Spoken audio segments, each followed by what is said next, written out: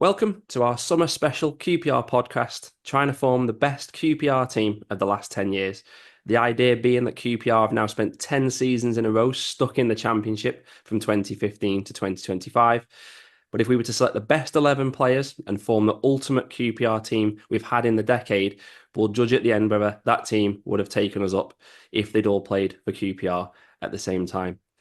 Dave has joined me, and we've each put together a team. We genuinely have no idea who each of us has picked. So let's see if we've got the same team. Let's see if it's the same team you guys watching would pick. Do let us know in the comments. Let's just say that we've judged it on the performances in these 10 years. So the likes of Clint Hill, Ali Forlan, players we absolutely love, probably won't make the cut because, like I say, it's the best players in the decade in the Championship. We're choosing a goalkeeper, right back, left back, two centre halves, two central midfielders, three attacking midfielders slash wingers, and then one forward, as that's largely the formation that we've played across the decade. We'll each say who's on our shortlist and why we made our choice in turn. So let's get going, Dave. Start with number one. Who's your best goalie of our decade in the second tier? So I think for this one, I think it was down to two really, it was between Senny Dieng and Alex Smithies for this one. And for me, I've gone with Smithies. I just really liked him as the keeper when he was with us. Just, so good from penalties. And he saved 7 of his 12 penalties. He was, when other teams got penalties, it was like there was no bother. They weren't going to score. We're going to be fine. He was so good at them. I remember going to Fulham away when they missed 2 penalties that day and we won. And he just got in players' heads. They just couldn't get past him. And he was good on crosses. He was good shot stopper. I just really liked him. Senny Dieng, I think, as well, really good keeper for us through them years. But Smithies in that spell didn't have a great defence in front of him either. I thought he had, quite a poor side around then. Yeah, he'd be the one for me. Yeah, he's the same actually for me, Alex Smithy. It was either Smithy's, Dieng, or maybe Paul Nardi, but he's not been here long enough. None of the other goalies like Joe Lumley, Begovic, I never really trusted any of them. So it did come down to those two. It was close because I think they made exactly the same amount of appearances. But for me, Alex Smithies, I know he kept slightly less clean sheets and he conceded a few more goals, but I just always seem to remember him being man of the match all the time. His penalty saves, like you say. I came away from games all the time thinking he's just saved us today. We've only got points because of Alex Smithies, and I think he was behind a worse defence than Tenny Dieng as well. But yeah, think about Joel Lynch, Alex Baptiste, goalie, like Smithies was playing behind them. So yeah, he was my favourite one from the decade. I always felt sorry for Alex Smithies actually that he joined QPR from Huddersfield, and then he was thinking he'd made a big move, and they went up without him, didn't he? It was always a way it worked out. But yeah, we both got the same to start with. It's right back, and I've gone a very small shortlist here at right back because I think it kind of highlights why we've struggled in the Championship for a decade, that we've kind of struggled there. There's only Osman Kake made over 100 appearances as a specific right back. It's been a real struggle the last few years, hasn't it, with Kake, Kane, or Debajo, Laird, Cannon. It seems to have changed every single season. In the end, I had a shortlist of 3: Darnell Furlong, Angel Rangel, and Jimmy Dunn. And Angel Rangel probably drops off because even though he did a decent job kind of behind the other two, and it felt to me like Darnell Furlong played more than 70 games in this division for QPR. Ultimately, because of that, I think it has to be Jimmy Dunn for me. Not just because of his job at right back, though he's been a solid player for us for the last 4 years, always available. And now we know he is great as a right back, culminating obviously in him being a player of the season, 24-25 for pretty much every single QPR fan. Such a threat in both boxes, what he offers as an outball, his physicality. And I suspect that could be his position now for the next few years of his career. So he's my pick. What about you, Dave? Yeah, I had the same shortlist. I really liked Rangel when he was there. I thought he was really good. And for me, Furlong always seemed to be better at centre half. I thought whenever we played like a back three, I thought he looked better there. But I went with the same. I went with Jimmy Dunn as well. I don't, like you said, the options weren't great at right back, and probably does show why we've struggled the last 10 years. But for me, he's like a similar sort of player to Clint Hill. If a cross comes in the box, he's going to get his head on it. He's okay going forward. I don't think there's a defender who scored more goals than him in the last 10 years, and you know, he's just really made that position his own the last couple of years. And yeah, I'd go with him. I think he's someone you can rely on, a good leader as well. Yeah, I don't think anyone else will be. Maybe it'll be Darnell Furlong or Jimmy Dunn. You'll have to let us know in the comments, people, what you've put. But I think it's going to be similar for that position, and it's pretty slim pickings at left back. Who have you gone for there? Yeah, left back again. The fullbacks has been a position we haven't been very good in. Really, a lot of average players. I think like Jake Bidwell and Kenneth Powell did okay during their time. They were like 6 out of 10s most weeks. I went with Ryan Manning for this one. I don't think he's a great left back by any stretch of the imagination, but I think going forward, he creates chances, good crosser of the ball, really attack-minded player to play. I think if you got Dunn on one side and Manning on the other, that could work. So I went with Manning, but Lee Wallace was another one I thought about. I think if Wallace had maybe joined us a few years earlier, I think he'd walk into this team. But yeah, I've gone with Manning. To sum this one up, I asked my little boy who he'd pick, and he said, I can't even think of one. So that just sums up how we struggled at left back. Yeah, when you think we had like the Paul, like, so Paul Konchesky and Nico Hammerline, and it has been a struggle at fullback for the last 10 years, largely. We only had two, didn't we, who played for a long spell, Jake Bidwell, Kenneth Powell. I agree with you, both very much 6 out of 10 kind of players. I like Lee Wallace as well, actually. He was a statistician's dream, wasn't he, when he was there? We only seemed to win when he was playing. Um, Ryan Manning, I agree with you, lots of assists, but it wasn't really his natural position for me. So I just felt like I had to pick one between Bidwell and Lee Wallace, because Wallace, I did like him at the time. And I think Bidwell just gets it for me, just solid at this level, decent number of assists when he was here, certainly more than Kenneth Powell. But I wasn't even a big fan of Jake Bidwell when he was here. So it does show how much we've struggled at fullback on both sides, that it wasn't easy to pick a left back. Definitely, again, one for the comments there. Who have you gone for at left back? Moving into the middle, we're picking two centre backs. It's me first on this one, but I think we've actually fared better at centre half than at the full back. We've got quite a few to pick from. With Nedum Manua going back to like 2015, our captain when we first came down. Grant Hall was excellent when he first came in. Probably loses a few votes for the way he left. Tony Leisner had some very good games. Steve Cook's been great, hasn't he, at times? Then you've got Johan Barbe, always gave us a lovely balance. Rob Dickey, the way he could bring it out from the back and the number of goals he scored. Jake Clark-Salter, ability-wise, probably on the list, but probably just not enough games. In the end, I think for performances at this level, my picks in the end have been Nedum Manua and Johan Barbe, with Rob Dickey a close third. I like the balance Anua and Barbe would give this totally imaginary side. Barbe, to me, should still be here now. I was always a big fan of his. He was always available, like that year when he played every match when it was COVID, and good clean sheet percentage we had as well with Johan Barbe in the side. And then Nedum Manua, I loved his pace, his character, very good player. Went on the Loftus Road tour last year, and the guide Alan spoke very highly of the job Nedum Manua did around the club when he was here. So he also used to be very good on FIFA Ultimate Team when I used to play that when I was a little bit younger. So yeah, Nedum Manua and Johan Barbe for me. Bit trickier there, Dave. Who have you gone for in the end at centre half?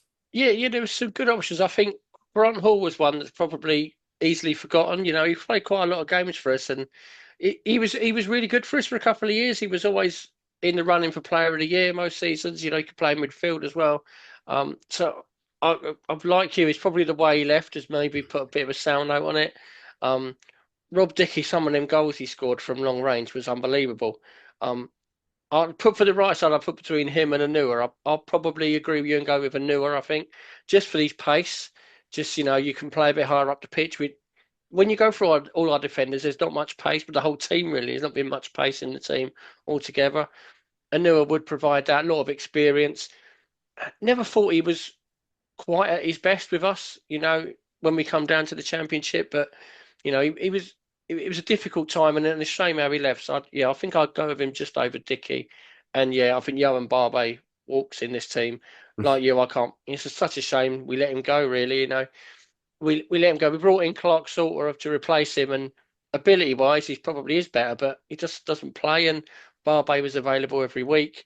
The game that just springs to mind with him was that West Brom game at home when he looked like Basil Fawlty running around with that bandage on his head and just put his head on everything and was just superb. And such a good left foot as well. Would get you up the pitch. Those crossfield passes. So yeah, I'll agree with you. I'll go Barbe and Anua for centre halves. Yeah, for me, Johan Barber, he was like getting better every year because he was just like maturing as a player. It was like right in his peak, and then we let him go. It was still a bizarre decision to me. Into midfield we go. Who are your two central, slightly more defensive midfielders in the team? Yeah, again, this is another area of the team where we haven't been very good, to be perfectly honest. I went through the list of it. It's like, blimey. It's how he's played there. You looked at, I mean, Stefan Johansson at his peak would walk into this team, but he was a bit up and down with us, I thought, especially second season. Luke Amos was okay. Dominic Ball, Josh Scowen. I've gone with the two that probably played the most. Sam Field and Massimo Luongo. Um, Both players that are normally up there for Player of the Year when they played. They can not great goal scorers from midfield, but they could score goals. They could get around the pitch, good defensively. What this but personally highlighted to me was the lack of a playmaker we've had in the last 10 years. I was trying to pick someone who could, he could play at the base in midfield and play the ball around, and Ali Fallin was the only one I could find, and he only played one season in the last 10 years. So I'd go with Field and Luongo. Yeah, we definitely had a lack of dynamic central midfielders. Yeah, the shortlist was short. The only one I'd add to the shortlist is maybe Jeff Cameron, but he wasn't the most exciting player. But he was a bit like Lee Wallace. Like, we were just always a better team. I remember posting stats that we were winning like twice as many games when he played compared to when he was missing. In the end, I had the same two as you, Massimo Luongo. I think his time at the time, sorry, his number of goals and assists were criticised, but it stacks up well now when you consider what's come after him. Carl Henry wasn't. I was never a big fan of his. He was solid the first two seasons we were back at this level, but again, not the particularly exciting player. Josh Scowen worked hard, but not the best player. And I totally agree on Stefan Johansson. If you just judged it on his loan spell, he walked in the team, but what came after that in the two following years was very disappointing. So for me, it was always Sam Field plus one. Sam Field, just a player I love. Clearly, such a nice guy, just does his job. And we spoke about it in the end of season shows. You notice when he's not there. And then, like I say, it was just him plus one, Massimo Luongo, goals and assists. And you forget how many games he played for us, to be honest, because he kind of like was just in that team when we first came down and kind of growing into it. And a little bit like Johan Barbie, just as he was kind of like getting good, he ended up leaving, didn't he? So, yeah, he's gone on to prove himself as well as a very good player at this level with Ipswich. Now we've got three attacking midfielders, wingers. It's me first on these, and for me it was straight away just two plus one because it was Ilias Chair and Aberieze picking themselves. What can we say about Aberieze? Undoubtedly the best QPR player to watch in the last decade. He just created magical moments, didn't he? Like, and I think him scoring the FA Cup winner in the last week is culmination of his brilliance over the last few years, which obviously started with QPR. Some players you struggle to remember more than a few moments, but with Eze, it's like a full catalogue of memories we have with him. Ilias Chair, look at the number of appearances. I mean, if he can get fit next season, he's going to go past 300 QPR appearances. So you're talking about real club legend stuff if he carries on. And I still always enjoy watching him play for QPR at this level. No doubt that he makes my team. The final one was tougher. I always loved Jamie Mackey, but he's one of them that feels like maybe remembering his first spell rather than how he did in this period. Pavel Sholek, always liked him when he was here. Paul Smith's done a good job for us in his second spell. Chris Willock at one point, he looked like he was going to be one of the best players in the league and would walk into the team, but look at him now. Ultimately, for me, it came down to Bright Asai Samuel or Luke Freeman. Freeman's number of assists is superb, like an assist every 3 games, and everyone else you're looking at is like one every 5 games. Even against Aberieze, his stats are better when you look at them. Bright Asai Samuel, I just had so much potential. Loved watching him drive at players with real pace. We've never really, even with Paul Smith, we've not really ever got back to that Bright Asai Samuel levels of pace and power. Remember that goal at Birmingham where he ran from his own half? It was sensational. So I've gone for him because it's what I'd want to watch if I was watching a QPR team, what he would bring to this team. If they were all at the peak, I'd want Bright Asai Samuel in the side for what he brings. Was it similar for you, Dave? Two plus one? How was your shortlist?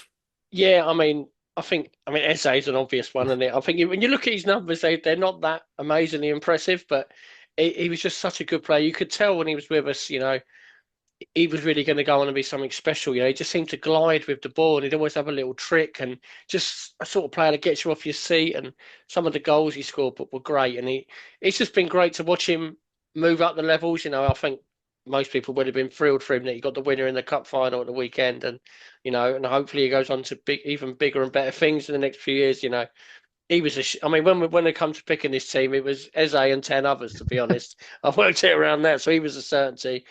Agree with you on Chair. I think if you look at the numbers, he had the most appearances in those 10 years, the most goals, the most assists. So he's kind of a shoe-in. If you're actually picking this as a real team, it'd be difficult to know would you play Eze on the left or Chair, and which one would you play as a 10. But they could kind of work together, and they did work quite well together when they played together. So those, like, I agree with you, those were the easy ones. The third one I found quite tricky. So the ones you've mentioned, I'd add Matt Phillips. Only one season, but he was fantastic. I thought that season, and I really thought he was going to step up and have an amazing career. Even he had a good career. He's played in the Premier League and that, but never really reached the heights I thought he would. Junior Hoylett was there that first year. Wojciech, I agree with you on a brighter Zoe Samuel. I always thought he looked like a centre forward with his like upper body strength and his pace, but out wide he was so good. And I think it's a shame we didn't actually try him at right back because he's gone to Turkey and played right back, and he's been brilliant for him. And we were saying before we haven't had many good right backs. He could have been great in that, but I went in the end with Luke Freeman.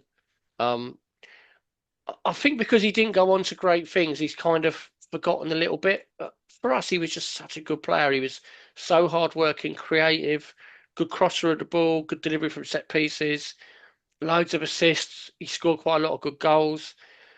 I think Eze has gone on to have a better career than he has. But I think for QPR, you could argue Freeman probably did better for us than Eze did. I think it'd be a bit of a close one. So I'd have Freeman in there. I thought he was really good for us. Yeah, he had some unbelievable man of the match performances when he was at QPR, didn't he? And you're right, his stats are better than anyone else's, really, apart from probably Elias Ched, but Elias Ched's played twice as many games for QPR in that Yeah. period. Again, one for the comments. Is it between those two for you guys, or is it someone else that you'd be picking? And it's the striker to finish with just one of them. Final player, but certainly not easy. Who did you consider, David? Who did you pick as your number 9 in the end? Yeah, this was the hardest one. I really struggled with this one. So I went through them. I mean, we've had some pretty shocking strikers in this year. I won't mention many of them, but from the good ones, Jordan Hugill was only here a year, but I thought he was really good. Matt Smith here a couple of years. He was always effective. Um, it, Silla, I thought, was always quite good when he did play. Um, Lyndon Dykes has the most goals in that time, but I think we've spoken about him a lot on the previous shows and that he would go too long without it. So for me, it was between Naki Wells and Charlie Austin. I've gone back and forth on this one. I'm going to go with Charlie Austin. His second spell, he wasn't as good as the first, but I think if you're picking a team and you want to get a promotion and you've got those attacking players behind and those fullbacks coming forward and a chance is created, you'd back him to score more than Wells, in my opinion. There's not a lot in it, but he's just a natural goal scorer. And I think in a better, more creative team, he would have scored a lot more goals. And he still scored like 25 goals in this spell, like in these two spells of us. So he did well. Really liked Naki Wells, but I'm going to just edge with Austin. Yeah, we have struggled up front for a decade. I can only echo what you said. There's only two strikers made 100 plus appearances. That was Lyndon Dykes and Matt Smith. I agree, Jordan Hugill, he had the best actually scoring season of any striker, but it was just one season. Naki Wells had a good 18 months. I like Sebastian Polter, but again, he wasn't here for long enough. I think if he could have just stuck in this country, he had a lot to offer. A bit like Michael Frey now, he was that kind of player, wasn't he? Andre Gray had one good goal scoring season, but didn't really play enough, and I wasn't a big fan of his anyway. But a lot of the time, the main man has changed every single season, so it makes it hard. Lyndon Dykes, obviously the most frequent player, but it was a goal every, 4, 5, 6 games, if that. Like you said, often months without a goal. So hard to say he's the best striker we had. So I was like you at the end between Austin and Wells, and I just still feel like Charlie Austin was our best striker in this period because the first 6 months when we first got relegated, he was lethal, still seemed to score every time he played. And then his 6 months when he first came back on loan in 2021, he was excellent. He improved the team, the standards around the club so much. So I think for his impact there as well, that has to have an impact. The period 2015 to 2025, though, Charlie Austin still got 1 in 3. Even that final season, not being the best for him, still had a good goal scoring ratio. So he's my pick, but he was by no means at his best when he was here, was he? So it does go to show how much we've struggled for a striker and why everyone still says now, don't they? Everyone desperate for a striker, sign a striker. Good teams, only a few differences. Do you think, though, the team that you've picked there, Dave, would it have sealed promotion if that was a QPR team that all played at the same time? I think the worrying thing is, even though they're probably our best from the last 10 years, I don't think they'd go up. I think they might make the playoffs, and then you'd rely on Smithies to get you through on penalties, maybe. But yeah, you just look at how we've done up front. We haven't had many great options. Fullbacks, I don't think have been amazing. So I think they'd do well and be pushing around the playoffs. But it probably sums up the 10 years that I think we probably still wouldn't get up with even our best team. Yeah, I think the team would have been up there, but it would definitely wouldn't have run away with the league. That when I wrote it all down and had the team in front of me, I still thought it was kind of weak at fullback. I know Jimmy Dunn's done well at fullback, but I had Jake Bidwell on the other side, and I mean, if you take Barry as a 2020 level and Austin 2015, Jimmy Dunn from the last 12 months, Ned Manu when he was at his best, Sam Field as he plays, it is a good team, but I probably doesn't stack up against like the Leicester teams and the Burnley teams who get 100 plus points. So yeah, probably not enough to go up. And again, in central midfield, Massimo Longo, I'm not even sure he's the best in there, but yeah, and like we said, struggle to pick in a few positions. If we move on to a manager, who would you have picked to manage your imaginary side from the last decade? Yeah, again, this was a difficult one. I had a look. The one with the best win percentage was actually Mick Beale, but he was only here about 10 minutes, wasn't he? Um, I think ultimately it's between Warburton and Cifuentes. I'd probably go with Warburton. He we finished quite high under him in the league. We had probably our best seasons under him. He was manager for 3 years. It didn't end well the last couple of months, but I think overall the football we played under him, he got the best out of a lot of players. I think he improved a lot of players. So yeah, I'd go with him as manager.